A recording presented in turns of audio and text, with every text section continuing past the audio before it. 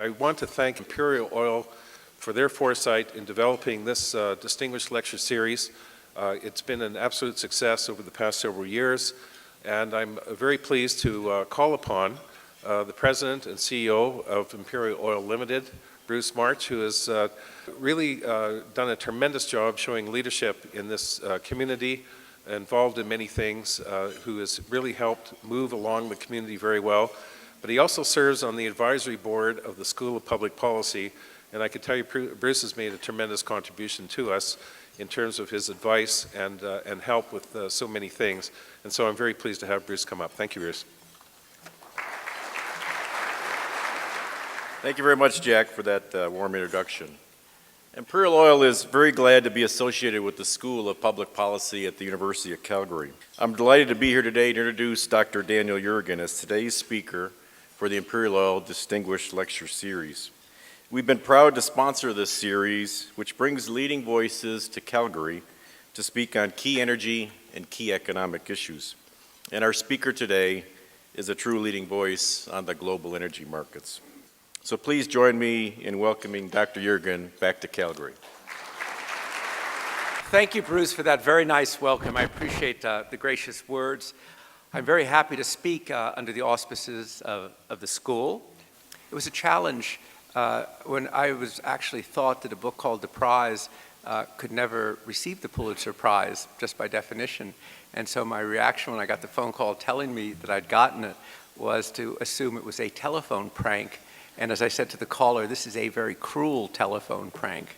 When I finished the prize, Saddam Hussein had invaded Kuwait, and I just managed to pen the very last word saying ours has truly been an age of oil and the kind of modern mesmerizing alchemy of petroleum will continue. Well, that was 20 years ago, actually. And when I sat down to really start to think about this book, and as I was working, it was clear so much had changed. What I found as I was working on it is that there were kind of three big questions that to me just kept defining one way or the other what this endeavor that I was engaged in, and it seemed to me to be the big questions about the future of energy. One is this recurrent question of growth or scarcity, abundance and scarcity. Are the supplies there or are we not? And I think the difference between even 2008 and today, the difference is that sense in 2008, the peak oil, the belief that we're running out, peak oil being a modern name for it, was very strong. Much less strong today because we've seen this strong response in terms of innovation and in terms of new supplies. But the challenge is immense. And all of you who are here, who are connected directly or indirectly to the energy industry, are part of it. Because we have a $70 trillion world economy today. In 20 years or so, that may be a $130 trillion economy. Energy demand, the estimates range, but maybe energy demand would grow 30 to 40%. Where's it going to come from? Who's going to do it? How's it going to be done? What's going to be the mix?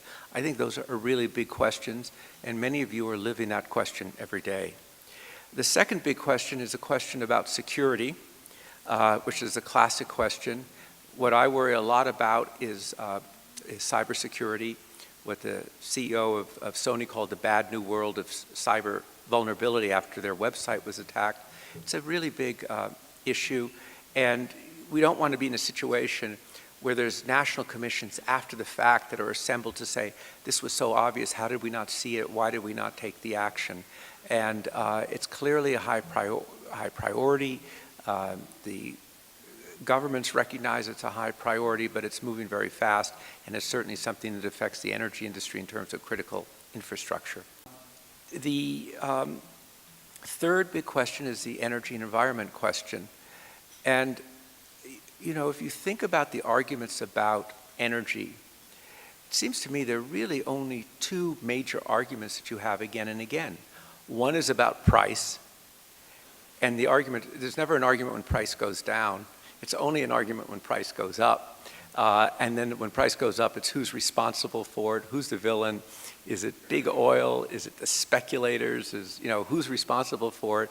People rarely say it's because of supply and demand. That doesn't have the same color to it. The other argument is about the environment. What's the balance? How do you achieve those issues? And, you know, if you look at all the arguments about oil sands in the United States, it all comes down to that question. And I think this is kind of perennial, and it's one that is going to kind of be a constant dialogue to try and address it.